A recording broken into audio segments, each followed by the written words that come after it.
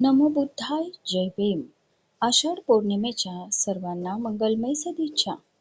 प्रथम बौद्ध भिक्षू संघाची स्थापना आषाढ पौर्णिमेच्या दिवशी झाली. पहिले धम्मचक्र गतिमान झाले तो दिवस म्हणजे आषाढ पौर्णिमा.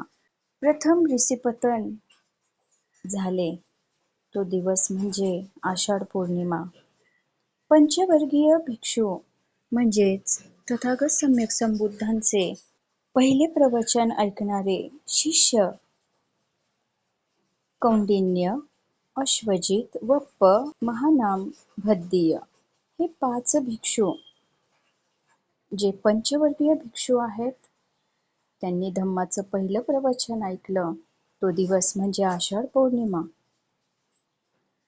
ज्ञानप्राप्तीनंतर म्हणजे सम्यक संबोधी प्राप्तीनंतर भगवान बुद्धांनी आषाढ पौर्णिमेला वर्षावासातील पहिले प्रवचन दिले, जे अश्विन पौर्णिमेपर्यंत सुरू होते.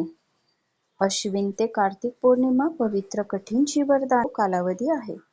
उपदेशाचे मुख्य विषय होते मध्यम मार्ग, 4 आर्य सत्य, आर्य अष्टांगिक मार्ग, जे शील, समाधी आणि प्रज्ञेवर आधारित आहेत. पुढील व्हिडिओमध्ये आपण आर्य अष्टांगिक मार्ग यावर देसना ऐकणार आहोत. आपण 4 ब्रह्मविहार जाणून घेऊयात. मनाच्या 4 दिव्य अवस्था म्हणजेच ब्रह्मविहार. तर मनाच्या 4 सर्वश्रेष्ठ दिव्य अवस्था ज्या आहेत मैत्री, करुणा, मुदिता आणि उपेक्षा. तर मैत्री म्हणजे काय? सर्व प्राण्यांविषयी प्रेमभाव आणि चांगले विचार मनामध्ये ठेवणे, म्हणजे प्राणी मात्रांवर दया करणे, प्रेम करणे, मेत्ता म्हणजे मैत्री. दुसरा आहे करुणा.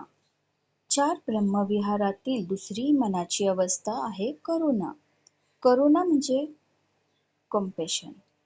दुसऱ्यांच्या विषयी म्हणजे दुसऱ्यांचे जे दुःख आहे ते आपल्याला समजून घ्यायचे आहे.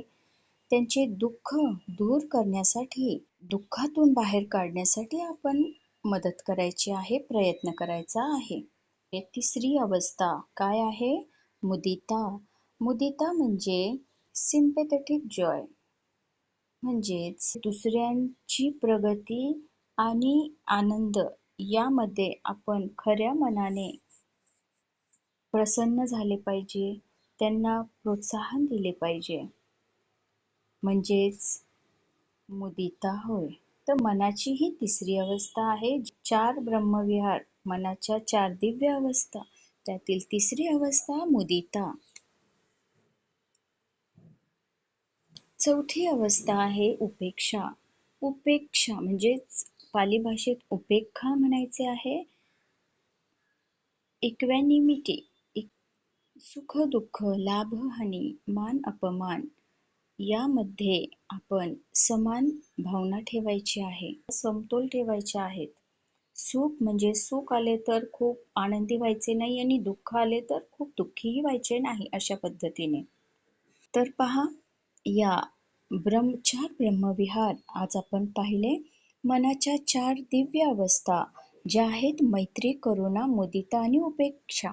मनाला आनंदी, शांत आणि निर्मल ठेवण्यासाठी या 4 अवस्थांचा या वर्षावासात आपण अभ्यास करूया. नमो बुद्धाय जय भीम.